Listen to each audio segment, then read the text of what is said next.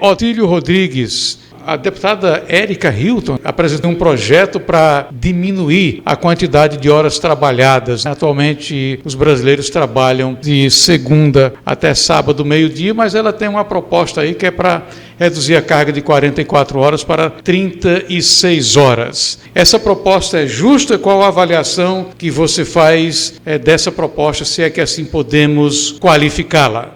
Eu não discuto a questão de justiça, claro que é justa. Se a gente for ver, tem muitas injustiças no mundo e que precisariam ser corrigidas. As condições de trabalho de muitos trabalhadores no Brasil e no mundo são muito injustas. Agora, a questão que se coloca é viável?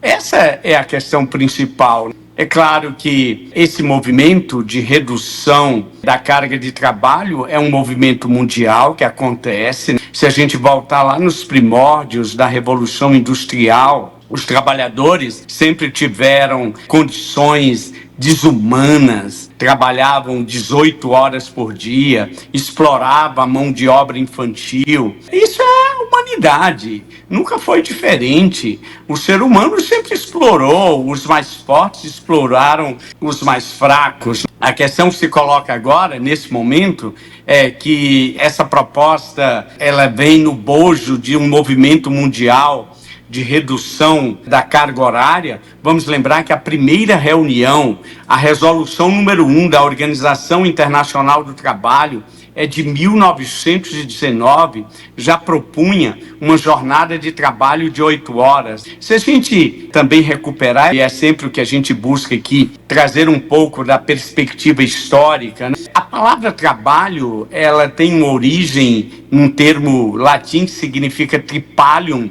É uma expressão que traduz um instrumento de tortura que era utilizado na antiguidade para se ferrar bois e cavalos, e depois a palavra tripalium virou sinônimo de tortura. Então, se a gente pega... E também vamos recuperar o verso bíblico lá de Gênesis 3,19, que fala que o homem terá que sobreviver com o suor do seu trabalho, se alimentar até que ele volte à terra.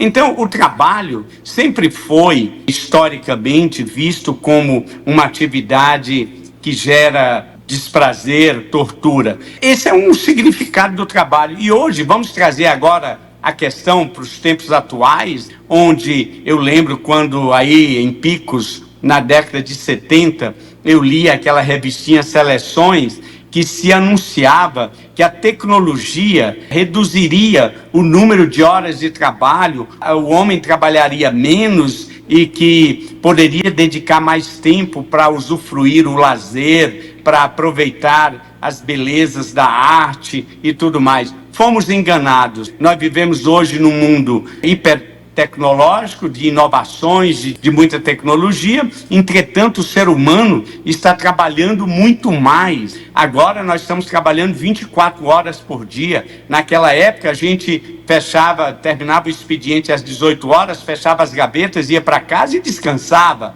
Final de semana era final de semana. Hoje, no mundo corporativo, as pessoas estão 24 horas conectadas, 7 dias por semana. E sabe qual é a consequência disso? O Brasil é o país mais ansioso do mundo. Nós temos o segundo pior índice de burnout, a síndrome do excesso de trabalho.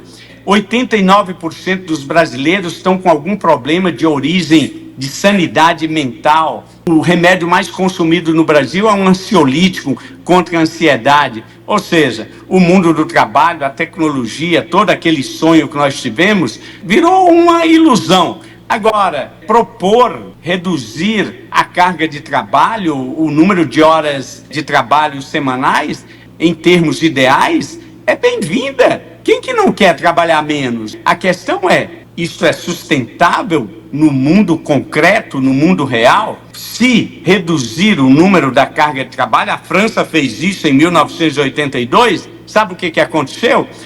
O tiro saiu contra. Pensava-se que ia reduzir o número de horas de trabalho, o que aconteceu foi um aumento do desemprego. Tem almoço grátis, é o que se fala em economia. não existe almoço grátis. Nós estamos dispostos a renunciar à praticidade que todos nós usufruímos dos bens e serviços que são produzidos e, por exemplo, todos os serviços onde utilizam pessoas que trabalham nos finais de semana. É uma questão muito mais profunda, que não pode ser tratada de uma maneira simplória, irresponsável e para fazer um discurso politicamente correto. Eu penso que a gente tem que enxergar essa questão de todos os ângulos, todo mundo. Esse é o dilema eterno da economia. Os dois ativos mais preciosos são o tempo e dinheiro. O problema é que esse é um conflito muito difícil de ser resolvido. Para você ter mais tempo, você tem que renunciar ao dinheiro. Para você ter mais dinheiro, tem que ter menos tempo. Se você quiser ter mais tempo, vai ter que trabalhar menos, vai ter que ganhar menos dinheiro. A economia clássica sempre tratou os agentes econômicos como agentes racionais e que eles distribuem a alocação do seu tempo em vista do dinheiro que consegue. Essa é uma questão complexa que não deve ser tratada de um modo simplório e irresponsável. Nós temos que ver de um ângulo muito mais complexo.